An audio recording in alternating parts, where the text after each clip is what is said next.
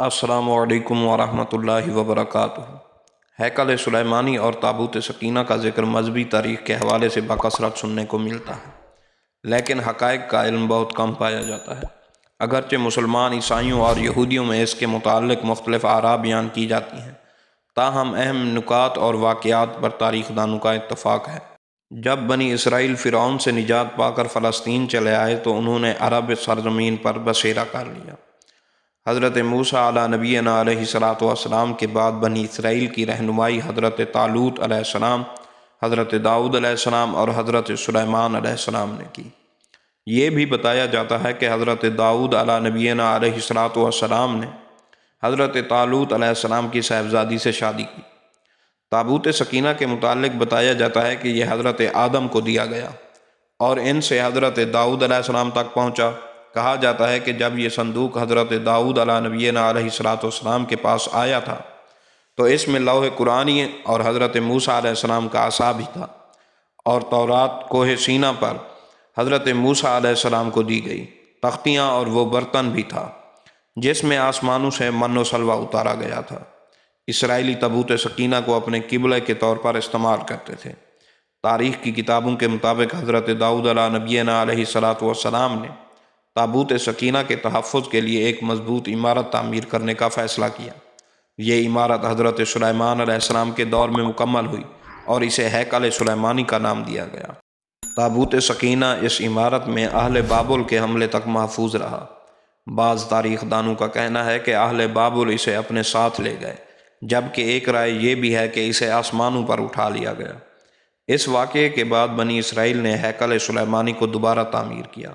بعد ازاں رومیوں نے حملہ کیا اور اسے ایک بار پھر نشانہ بنایا۔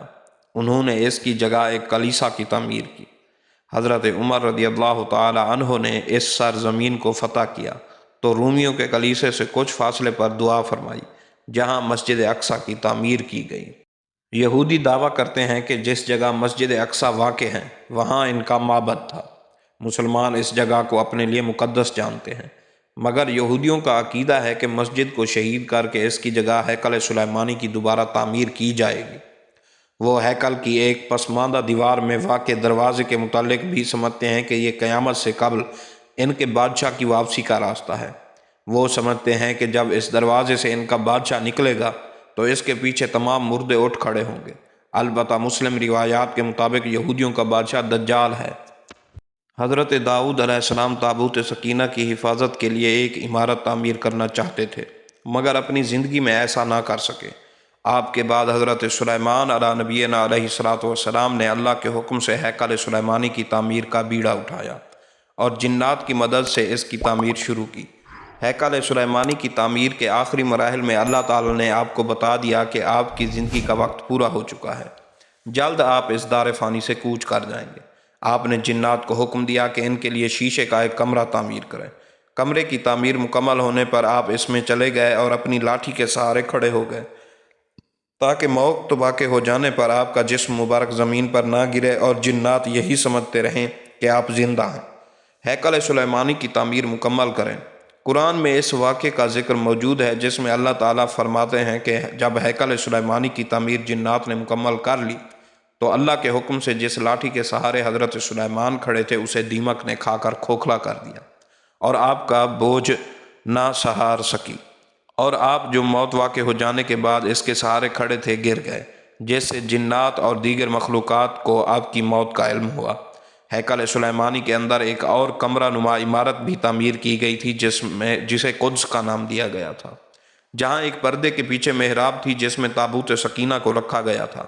بنی اسرائیل کے مذہبی رہنماؤں میں یہ رواج تھا کہ وہ ہر سال ایک مقررہ تاریخ میں اپنی باری پر تنہا قدس میں پردے کے پیچھے اس محراب میں داخل ہو کر تابوت سکینہ اور اس میں موجود چیزوں کی صفائی کرتے اور اس مقدس محراب میں عبادت اور دعائیں کرتے تھے۔ یہی وہ محراب ہے جہاں حضرت زکریا علیہ السلام کو اللہ تعالیٰ نے حضرت یحییٰ علیہ السلام کی صورت میں نیک فرزند کی بڑھاپے میں خوشخبری دی تھی۔ بنی اسرائیل کے لیے یہ قبلے کے طور پر مقرر کیا گیا تھا۔ یہ مسلمانوں کا بھی قبلہ اول رہا ہے، اور پھر مدینہ میں مسجد قبلتین میں امامت کرواتے ہوئے حضور نبی اکرم صلی اللہ علیہ وسلم پر بذریعہ وحی حکم نازل کیا گیا کہ آپ اپنا رخ کعبہ شریف کی طرف کر لیں۔ تاریخ کی کتابوں میں آتا ہے کہ تابوت سکینہ ہیکل سلیمانی میں قدس کے اندر اہل بابل کے حملے تک محفوظ رہا۔ بعض روایات میں ہے کہ اہل بابل اسے اپنے ساتھ لے گئے، جبکہ ایک رائے یہ بھی ہے کہ اسے آسمانوں پر اٹھا لیا گیا۔ اس واقعے کے بعد بنی اسرائیل نے ہیکل سلیمانی کو دوبارہ تعمیر کیا۔ کچھ عرصہ بعد رومیوں نے حملہ کر کے ہیکل سلیمانی کو آگ لگا دی۔ حکومت کے دوران رومیوں نے اس جگہ ایک عبادت گاہ بنائی۔ حضرت عمر رضی اللہ تعالیٰ عنہ کے دور میں جب یروشلم فتح ہوا تو آپ خود یہاں تشریف لائے۔ آپ نے رومیوں کی تعمیر کردہ عبادت گاہ کے کچھ فاصلے پر دعا فرمائی۔ یہ ٹھیک وہی جگہ ہے جہاں مسجد اقصیٰ کی تعمیر کی گئی۔ ہیکل سلیمانی کی ایک بار پھر تعمیر کے لیے کوششیں جاری ہیں اور مسجد اقصیٰ کو شہید کرنے کی مذموم کوششیں بھی سامنے آتی رہتی ہیں۔ مقدس تبرکات کی تلاش کے نام پر مسجد اقصیٰ کی بنیادوں کو کھوکھلا کر دیا گیا ہے اور وہاں کئی سرنگیں بنا دی گئی ہیں۔ یہودیوں کا عقیدہ ہے کہ حضرت سلیمان کے دور میں جن پتھروں سے ہیکل سلیمانی تعمیر کی گئی تھی وہ اسی جگہ زمین میں دفن ہیں۔